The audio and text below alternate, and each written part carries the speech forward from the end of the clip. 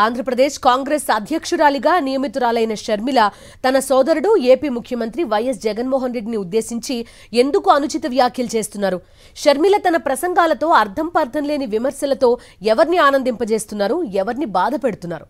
ఆమె అంతిమంగా ఏం సాధించాలనుకుంటున్నారు? ఎవరి చేతిలో ఆమె పావుగా మారారు? Senior journalist Kommineni Srinivasarao comment చూద్దాం. ఆంధ్రప్రదేశ్ కాంగ్రెస్ అధ్యక్షురాలిగా నియమితురాలైన తెలంగాణ నేత వైఎస్ షర్మిల తన సోదరుడు ఏపీ ముఖ్యమంత్రి వైఎస్ జగన్మోహన్ రెడ్డిపై చేసిన అనుచిత వ్యాఖ్యలు వైఎస్ఆర్ అభిమానుల్లో తీవ్ర ఆగ్రహం తెప్పించాయని చెప్పాలి. తెలుగు రాష్ట్రాల్లో వైఎస్ఆర్ అంటే ఇష్టపడేవారి హృదయాలను ఆమె గాయపరిచేలా మాట్లాడుతున్నారు. తన అన్న తనకేదో అన్యాయం చేశారన్న భావన వచ్చేలా ఆమె ప్రజలకు సంకేతం ఇస్తున్నారు. షర్మిల ప్రసంగాలు తెలుగుదేశం మీడియా అయిన ఈనాడు, ఆంధ్రజ్యోతి వంటి వాటికి మొదటి పేజీ వార్తలుగా ఉపయోగపడుతున్నాయి తప్ప ఆమెకు దీనివల్ల ప్రత్యేకంగా కలిసి వచ్చే ప్రయోజనం ఏమీ లేదని స్పష్టమవుతోంది.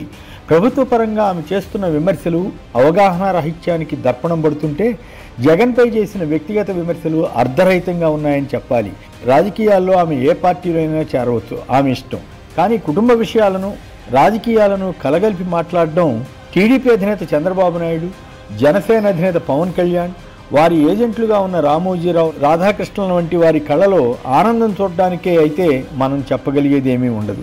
షర్మిల, ఆమె భర్త అనిల్ ఇద్దరినీ రాజకీయంగా వీరంతా కలిసి వాడుకుని వదిలివేస్తారన్నది ఎక్కువ మంది అభిప్రాయం. షర్మిల స్టేట్మెంట్ల వల్ల కాంగ్రెస్ నేతలు ఎవరూ పెద్దగా ఆనందపడుతున్నట్లు లేదు, వారెవరూ పెద్దగా స్పందించడం లేదు. కానీ టీడీపీ, జనసేన, ఈనాడు, ఆంధ్రజ్యోతి వంటి కొన్ని తెలుగుదేశం మీడియా సంస్థలు తెగ ప్రాధాన్యం ఇచ్చి ప్రచారం చేస్తున్నాయి. దీన్ని బట్టే ఆమె ఎవరికి సేవ చేస్తున్నది తెలిసిపోతుంది.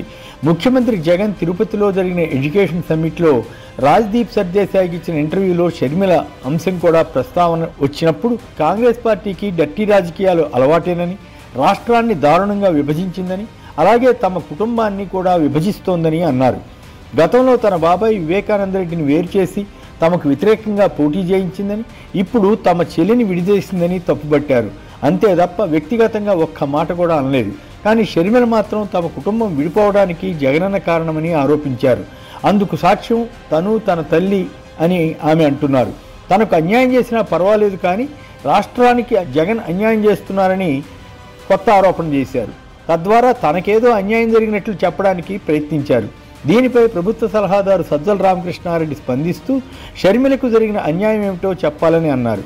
ఏపీ రాజకీయాలపై అవగాహన లేకుండా మాట్లాడుతున్నారని ఆయన బదులిచ్చారే తప్ప షర్మిలపై వ్యక్తిగత విమర్శలు చేయకుండా హుందాగా వ్యవహరించారు.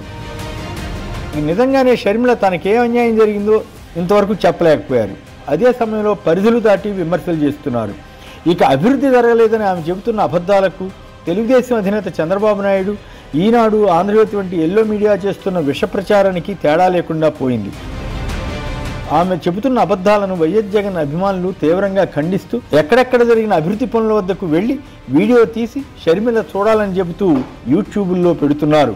ఉదాహరణకు జగన్ అభిమాని ఒకరు విజయవాడ కృష్ణానది కరకట్ట వద్దకు వెళ్ళి అక్కడ జగన్ ప్రభుత్వం నిర్మించిన భారీ రిటైనింగ్ వాల్ను చూపించి దీన్ని అభివృద్ధి కాదంటారా అని షర్మిలను ప్రశ్నించారు. షర్మిల ఇక్కడకు వచ్చి చూడాలని ఆయన సవాల్ చేశారు. అలాగే జగన్ హయాంలో పూర్తి చేసిన వంతెనలపై తిరుగుతూ వీడియోలు తీసి షర్మిలకు తెలియజేయాలని తలపెట్టారు. అలాగే బాగుపడ్డ స్కూళ్లు, తీర ప్రాంతంలో నిర్మాణంలో ఉన్న ఓడరేవులు, నిర్మాణంలో ఉన్న మెడికల్ కాలేజీలు మొదలైన వాటిని షర్మిల చూడాలని అంటున్నారు. ఆమె శ్రీకాకుళం జిల్లాకు కూడా వెళ్లారు.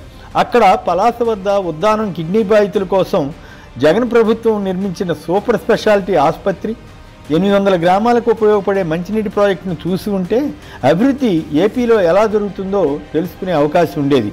నిజానికి వైఎస్ఆర్ ఆశయాలకు తూట్లు పొడిచే విధంగా షర్మిల వ్యవహరిస్తున్నారని, జగన్ మాత్రం తన తండ్రి పేరును గొప్పగా నిలబెడుతున్నారని వైఎస్ అభిమానులు వ్యాఖ్యానిస్తున్నారు. ప్రస్తుతం కాంగ్రెస్, టీడీపీ మాయలో ఉన్న షర్మిలకు ఇవేవీ కనిపించడం లేదు. షర్మిల మరో ఆరోపణ కూడా చేశారు. జగన్ తను నమ్మిన వారిని ముంచారని పిచ్చి ఆరోపణ చేశారు. తన కోసం రాజీనామా చేసిన వారికి మంత్రి పదవులు ఇవ్వలేదని తెలిసి తెలియని వ్యాఖ్య చేశారు. నిజానికి జగన్ తన వెంట 2011 నుంచి ఉన్న వారిలో 95% మందికి ఏదో విధంగా పదవులు వచ్చేలా చేశారు. ఉదాహరణకు పెద్దిరెడ్డి రామచంద్రారెడ్డి, కొడాల నాని, పేర్ని నాని, ఆళ్ల నాని ఇలా పలువురికి మంత్రి పదవులు ఇచ్చారు. అలాగే రోజా, అంబటి రాంబాబు వంటి వారికి కూడా మంత్రి పదవులు కేటాయించారు. కాకపోతే పరిమితులను బట్టి కొందరికి ముందు మరికొందరికి వెనుక ఇచ్చారు. పలువురికి ప్రభుత్వంలో పదవులు ఇచ్చారు. అంతేకాదు రాష్ట్ర వ్యాప్తంగా కొన్ని వేల మందికి కార్పొరేషన్ చైర్మన్లు, డైరెక్టర్లు, ఇతర పదవులు ఇచ్చి చాలామందిని సంతృప్తిపరిచే యత్నం చేశారు. కానీ షర్మిల ఏం చేశారు? తెలంగాణలో వైఎస్ఆర్టీపీ పెడతానని వైఎస్ రాజశేఖర రెడ్డి అభిమానులందరినీ పిలిచి వారిని పార్టీలోకి తెచ్చి తదుపరి వారితో చెప్పా పెట్టకుండా పార్టీని ఎత్తివేశారు. ఏ కాంగ్రెస్ పై ఉమ్ము వేయాలని వైఎస్ చెప్పి ఉండేవారని ఆమె అన్నారో అదే కాంగ్రెస్లో ఆమె తన పార్టీని విలీనం చేసి వైఎస్ అభిమానులందరినీ షాక్కు గురి చేశారు. ఆమె పార్టీలో చేరి కొంతమంది కోట్ల రూపాయల చేతి చమురు కూడా వదిలించుకుని అప్పులు పాలయ్యారట. ఈ విషయాన్ని స్వయంగా ఆమెతో పాటు వైఎస్ఆర్టీపీలో పనిచేసిన సీనియర్ నేత కొండా రాఘవరెడ్డి ఓపెన్గా చెప్పారు. షర్మిల అహంకారంతో, ఫ్రస్ట్రేషన్తో మాట్లాడుతున్నారని ఆయన అభిప్రాయపడ్డారు. అంతేకాక షర్మిల భర్త అనిల్ మరికొందరితో కలిసి జగన్ నుంచి ప్రభుత్వ పరంగా అనుచిత లబ్ధి పొందాలని చూశారని, దానికి జగన్ అంగీకరించలేదని ఆయన స్పష్టంగా తెలిపారు. ఆ కారణంతోనే జగన్కు వ్యతిరేకంగా మారారని ఆయన వెల్లడించారు. అంతేగాక జగన్పై పెట్టిన అక్రమ కేసుల్లో ఆయన అరెస్ట్ అయి జైల్లో ఉన్నప్పుడు తనకు తానే పాదయాత్ర చేస్తానని షర్మిల ప్రకటించుకున్నారని రాఘవరెడ్డి చెబుతున్నారు. వైఎస్ఆర్ ఆశయాలకు అనుగుణంగా ప్రభుత్వాన్ని నడుపుతున్న జగన్పై షర్మిల ఆరోపణలు చేయడం ఏమాత్రం సమర్థనీయం కాదని అన్నారు.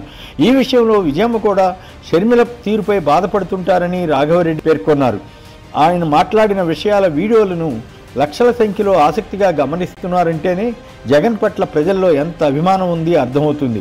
అలాగే షర్మిల మాటలను వారెవరూ అంగీకరించడం లేదని తెలుస్తుంది. రాఘవరెడ్డి వ్యాఖ్యలపై స్పందించినా ఆమె ఆత్మరక్షణలో పడినట్లు అనిపిస్తుంది. విజయమ్మతో ఈ విషయాలను చెప్పించాలని అన్నారట. ఆ పని చేయవలసిన అవసరం రాఘవరెడ్డికి ఏముంటుంది? పైగా కొద్ది రోజుల క్రితమే విజయమ్మ ఇడుపులపాయలో జగన్ పట్ల ఎంత ఆప్యాయంగా వ్యవహరించింది అందరూ చూశారు. ఈ మొత్తం విషయంలో విజయమ్మ బాధపడుతుండవచ్చు.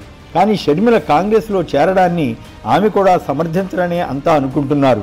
అందువల్ల షర్మిల ఇప్పటికైనా అనవసర వ్యర్థ ప్రసంగాలు మాని రాజకీయంగా తనకు తోచిన 4 మాటలు చెప్పుకుని తిరిగితే మంచిది.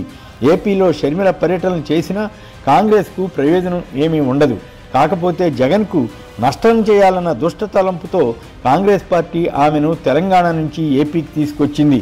ఏపీలో కాంగ్రెస్కి ఎవరూ నేతలే లేనట్లు ఏపీలో ఉన్న నేతలందరినీ చెత్తబుట్టలోకి విసిరేసి తెలంగాణ నుంచి షర్మిలను తీసుకురావడం ఒక రకంగా ఏపీ ప్రజలను సోనియా గాంధీ మరోసారి అవమానించడమే అనిపిస్తుంది. ఇదంతా తెలుగుదేశంతో ఉన్న రహస్య అవగాహన తప్ప మరొకటి కాకపోవచ్చు. ఈ చదరంగంలో షర్మిల పావుగా మిగిలిపోవడం తప్ప జగన్కు జరిగే నష్టం ఏమీ ఉండదనే చెప్పాలి.